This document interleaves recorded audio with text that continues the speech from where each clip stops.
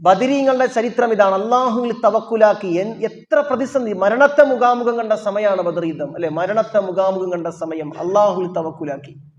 അതാണ് നമുക്കുമുള്ള പാഠം. എന്ത് പരീക്ഷണത്തിലും പടച്ചവനിൽ തവക്കുലാക്കുക. ഇനി മാത്രമല്ല, അള്ളാഹുവിന്റെ ദീനിനോട് ചേർന്ന് നിൽക്കുന്ന, അള്ളാഹുവിന്റെ മാർഗത്തിൽ ചിലവഴിക്കുന്ന, അള്ളാഹുവിന്റെ മാർഗത്തിൽ സമയം ചിലവഴിക്കുന്ന, സമ്പത്ത് ചിലവഴിക്കുന്ന ഒരാളെ സംബന്ധിച്ചിടത്തോളം ഒരു നഷ്ടവുമില്ല.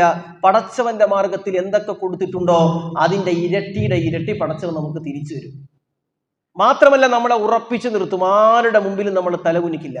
ഖുർആൻ സൂറത്ത് മുഹമ്മദിന്റെ 7-ാമത്തെ വചനത്തിൽ പറയുന്നുണ്ട്, യാ അയ്യുഹല്ലദീന ആമനൂ ഇൻ തൻസുറുല്ലാഹ യൻസുറുകും. അല്ലയോ വിശ്വാസികളെ, നിങ്ങൾ അല്ലാഹുവിനെ സഹായിക്കണം, അല്ലാഹു നിങ്ങളെയും സഹായിക്കും. വയുസബ്ബിത് അഖ്ദാമകും, നിങ്ങളുടെ കാൽപാദങ്ങളെ അല്ലാഹു ഉറപ്പിച്ചു നിർത്തും.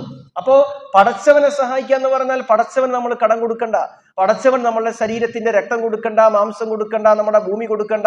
മറിച്ച് അള്ളാഹുവിന്റെ ദീനിന് വേണ്ടി നമ്മൾ അവനെ സഹായിക്കുക, ദഅവത്തിൽ സഹായിക്കുക, പള്ളിയിൽ സഹായിക്കുക, ദീനി വിദ്യാഭ്യാസ രംഗങ്ങളിൽ സഹായിക്കുക. അങ്ങനെ പടച്ചവന്റെ മാർഗത്തിൽ സഹായിച്ചാൽ യൻസുറുക്കും, പടച്ചവൻ നിങ്ങളെയും സഹായിക്കും.